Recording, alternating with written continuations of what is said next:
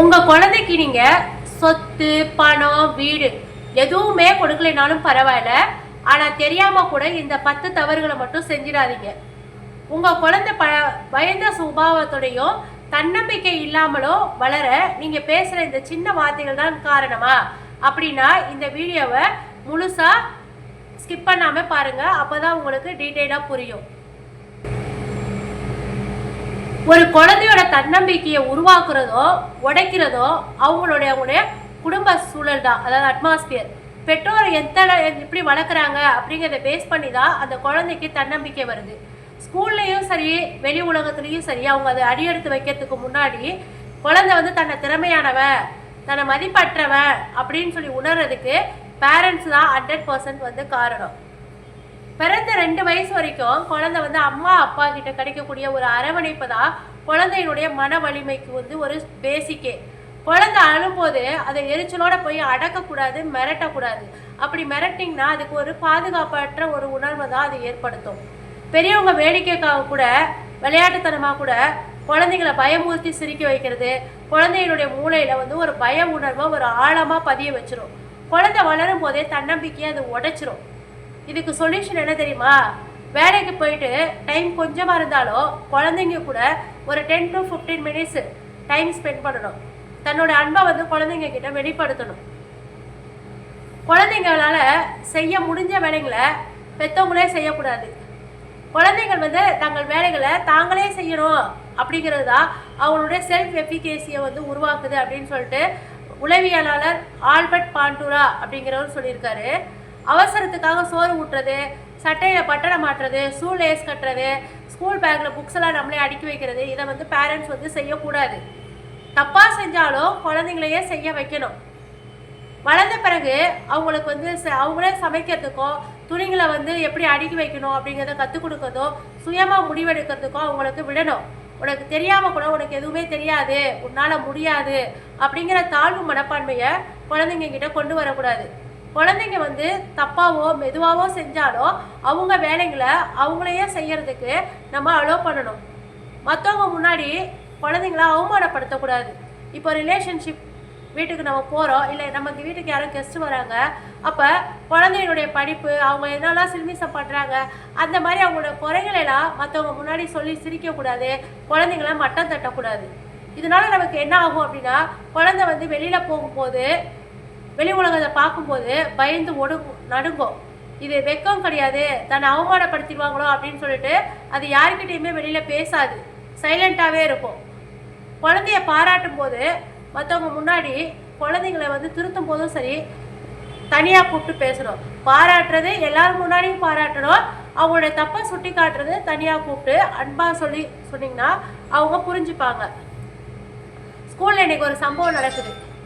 ஒரு பயத்தை சொல்ல வரோம், நீ தான் தப்பு பண்ணியிருப்ப அப்படின்னு குழந்தைய பேச விடாமல் வாயை அடைக்கக்கூடாது. அப்பா அம்மா நான் சொல்கிறத கேட்க மாட்டாங்க அப்படிங்கிற ஒரு ஃபீலிங்ஸ் குழந்தைக்கு வந்துச்சுன்னா உங்ககிட்ட எந்த விஷயத்தையுமே அதை ஷேர் பண்ணாது. அதுக்கு அட்வைஸ் பண்ணுறதை விட அவங்க என்ன சொல்கிறாங்க அப்படிங்கிறத நம்ம காது கொடுத்து கேட்கணும். அப்புறம் என்ன நடந்துச்சு சொல்லு, உனக்கு அது எப்படி இருந்துச்சு அப்படிங்கிற கேள்விகளை கேட்டு அவங்கள முழுசாக பேச விடணும். குழந்தைங்க டிராயிங் பண்ணுறாங்க, இல்லை அவங்களுக்கு ஏதோ ஒரு கேம்ஸ் பிடிச்சிருக்கு அப்படின்னு சொல்லிட்டு அவங்க பரிசு வாங்கிட்டு வந்தாங்களா படம் மட்டும் நல்லா வர படிப்பில் கோட்டை விட்டுரு அப்படின்னு அவங்கள குத்தி காட்டக்கூடாது.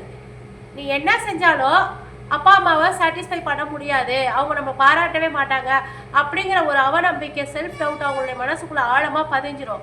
அதனால குறைகளை சுட்டி காட்டுறதுக்கு முன்னாடி குழந்தைகிட்ட 3 விஷயங்களை பாராட்டிட்டு அவங்களுடைய தப்பை ரொம்ப சாஃப்டாக சொல்லி அவங்களுக்கு புரிய வைக்கணும்.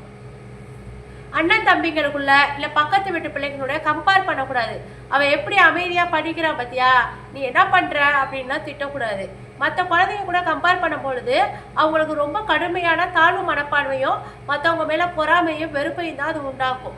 நீ முன்னாடிலாம் இப்படி இருக்க மாட்ட, இப்போ ஏன் இப்படி மாறிட்ட அப்படின்னு சொல்லிட்டு முன்னாடி 60 மார்க் வாங்கிட்டு இருந்த இப்போ 75 மார்க் வாங்க கூட உன்னால் முடியலையா அப்படின்னு சொல்லி திட்டக்கூடாது. ஒரு 100 மார்க்ஸ் வாங்குறதுக்கு எஃபர்ட் போடு அப்படின்னு சொல்லிட்டு அவங்க என்ன மார்க்ஸ் எடுத்தாலும் அந்த மார்க்ஸை பேஸ் பண்ணி அவங்கள பாராட்டணும். முதல் ரேங்க் வாங்கலை அதனால நான் அவங்க கூட பேச மாட்டேன் அப்படின்னு சொல்லி கண்டிஷன் போடக்கூடாது. மார்க்ஸ் கம்மியாயிடுச்சு அப்படின்னா நம்மளோட பேரண்ட்ஸ் நம்மளை விட்டு போயிடுவாங்களோ அப்படிங்கிற பயமும் பதட்டமும் குழந்தைய முடக்கி போட்டுரும். மார்க்ஸ் மட்டும் வந்து லைஃப் கிடையாது. அவங்கக்கிட்ட நீங்கள் எந்த அளவுக்கு அன்பாக நடந்துக்கிறீங்களோ அதுதான் அவங்கள அடுத்த லெவலுக்கு கொண்டு போகிறதுக்கு சப்போர்ட் பண்ணும். மதிப்பெண்ணை தாண்டி குழந்தைங்களுக்கு நிபந்தனையற்ற அன்பை கொடுக்கணும். அன்போடு அவங்களுக்கு கைட் பண்ணி என்கரேஜ் பண்ணினா அவங்க நெக்ஸ்ட் லெவல் வந்து தாண்டிட்டு போயிட்டே இருப்பாங்க. குழந்தைங்களுக்கு அதிகமாக முக்கியத்துவம் தந்து குழந்தைய கண்டுக்காமல் விட்டுறக்கூடாது. இப்போ பெரிய குழந்தை தான் எனக்கு பிடிக்கும்னு சொல்லிட்டு சின்ன குழந்தைய கண்டுக்காமல் விட்டுறக்கூடாது. அப்போ அந்த சின்ன குழந்தை மேலே ஒரு தாழ்வு மனப்பான்மை வந்துடும். என்னுடைய அப்பா அம்மா வந்து எனக்கு எதுவுமே செய்ய மாட்டாங்க, பெரியவங்களுக்கு தான் எல்லாமே செய்வாங்க, அந்த மாதிரி அவங்க எண்ணக்கூடாது. எந்த குழந்தையுமே புறக்கணிக்கக்கூடாது. அதனுடைய சொந்த மதிப்பு, அதனுடைய வேல்யூ என்ன அப்படிங்கிறத அது டவுட் பண்ண ஆரம்பிச்சிடும். நமக்கு எந்த டேலண்ட்டுமே இல்லை அப்படிங்கிறனால தான் நம்மளை ஒதுக்குறாங்களோ அப்படின்னு சொல்லிட்டு நம்ம கூட பிறந்தவங்க மேலேயும் பேரண்ட்ஸ் மேலேயும் ஒரு மனக்கசப்பு வரும். அந்த மாதிரி இல்லாமல் குழந்தைகளுடைய தனி டேலண்ட்டை புரிஞ்சுக்கிட்டு அவங்களுக்கு சப்போர்ட் பண்ணணும். நீ நல்லா ஆக்டிங் பண்ணுற, உனக்கு நல்ல திறமை இருக்குது, நீ உன்னால் இன்னும் வர முடியும், நீ பெரிய ஆள் ஆகிடுவ, அவங்கள விட 10 மடங்கு உன்னால் ஜெயிக்க முடியும் அப்படின்னு சொல்லி நீங்கள் சப்போர்ட் பண்ணி அதுக்கு ஒரு அங்கீகாரம் கொடுக்கும்போது அது ரொம்ப பெரிய ஆளாக வளர்ந்து காட்டும். நீ சோம்பேறி, பிடிவாதக்கார, ரவுடி, அந்த மாதிரி எதிர்மறை பட்டங்களாம் அடிக்கடி சொல்லும் பொழுது அது வந்து செல்ஃப் ஃபுல்ஃபில்லிங்காக அது மாதிரியே ஃபீல் பண்ண ஆரம்பிச்சிடும். நம்ம ரவுடி தான் போல இருக்குது, அப்போ நம்ம அடையாளத்தை நம்ம இப்படி தான் கொண்டு போகணும் அப்படின்னு நினச்சி வாழ ஆரம்பிச்சிடும். நம்ம ஒருத்தவங்க அந்த குழந்தை வந்து ஒரு தப்பான ஒரு வார்த்தை யூஸ் பண்ணினா அந்த வார்த்தையை திருத்தணும். நீ தப்பான வார்த்தை பேசிட்ட, நீ வாழ்க்கையில் உருப்பிட மாட்ட அப்படின்னு சொன்னால் காலம் முழுக்க நம்ம உருப்பிட மாட்டோங்கிற அந்த மைண்ட் செட் இருந்து லைஃப் டைமுக்கும் அந்த குழந்தையால் எழுந்து நிற்கவே முடியாது. காலம் பூரா அது ஃபெயிலியர் மாடலாக தான் நின்றுட்டு இருக்கும். குழந்தையோட முழு ஆளுமையும் குறை கூறாமல் அந்த செயலை வந்து சுட்டி காட்டணும். நீ ரவுடிங்கிறதுக்கு பதிலாக நீ கோவப்பட்டு பேசுனது தப்பு, நீ பேசுனது கரெக்டு, ஆனால் நீ யூஸ் பண்ண வார்த்தைங்க தப்பு, அமைதியாக பேசு அப்படின்னு சொல்லி அவங்களுக்கு நம்ம அதை புரிய வைக்கணும். ஒரு குழந்தையோட தன்னம்பிக்கைங்கிறது ஒரே நாளில் உருவாகிறது கிடையாது, ஒரே நாளில் உடஞ்சி போகிறதும் கிடையாது. பேரண்ட்ஸ் வந்து நம்ம பேசக்கூடிய ஒவ்வொரு வார்த்தையும் வெளிப்படுத்தக்கூடிய எதிர்வினைகளும் குழந்தைகளுடைய எதிர்கால ஆளுமையை வந்து தீர்மானிக்கணும். குழந்தை வந்து தன்னம்பிக்கையில் ஒரு மனிதனாக வளரணும் அப்படின்னா அவங்களுடைய தவறுகளை நம்ம கண்காணிக்கணும், அவங்கக்கிட்ட அரவணைக்கணும், அன்பாக பேசணும், அதுங்களுடைய செய்யக்கூடிய ஒவ்வொரு விஷயங்களுக்கும் அங்கீகாரம் கொடுக்கணும், அவங்க சுதந்திரமாக செயல்பட விடணும். இன்றைக்கி சில குழந்தைங்க வந்து என்னென்னா இப்போ உள்ள ஜென்ரேஷனில் எல்லா குழந்தைங்களுமே அப்பா அம்மாவை வந்து பேர் சொல்லி தான் கூப்பிடுறாங்க. முன்னாடி காலத்தில் அப்பா அம்மான்னு சொல்லி நம்ம கூப்பிட்டு வளர்ந்துருப்போம். ஆனால் இன்றைக்குள்ள ஜென்ரேஷன் வந்து அவங்களோட பேரண்ட்ஸை வந்து பேர் சொல்லி தான் கூப்பிட்றாங்க. அப்படி கூப்பிட்றாங்கன்னா அவங்க வந்து நம்மக்கிட்ட வந்து ரொம்ப க்ளோஸாக இருக்கிறாங்க, எதையுமே வந்து மறைக்காமல் எல்லாருமே நம்மக்கிட்ட வந்து ஷேர் பண்ணுவாங்க. சரி ஓகே அப்படின்னு நம்ம சிரிச்சுக்கிட்டே அதுக்கு நம்ம வந்து வழி விட்டோம்னா அவங்கள கூட வந்து தன்னம்பிக்கையும் எந்த ஒரு விஷயத்தையும் நம்ம அப்பா அம்மா கிட்ட மறைக்கக்கூடாது அப்படிங்கிற ஒரு தாட்ஸும் வந்து அவங்களுக்கு வரும். உங்களுக்கு இந்த வீடியோ பிடிச்சிருந்ததுன்னா உங்களுடைய கருத்துக்களை பதிவு பண்ணுங்கள். யாருக்கு யூஸ்ஃபுல்லாக இருக்கும் நீங்கள் நினைக்கிறீங்களோ உங்களுடைய நண்பர்களுக்கு ஷேர் பண்ணுங்கள். முடிஞ்சால் நம்மளுடைய சேனலை வந்து சப்ஸ்கிரைப் பண்ணுங்கள். நாளைக்கு நாம் வேறு ஒரு வீடியோவில் பார்க்கலாம்.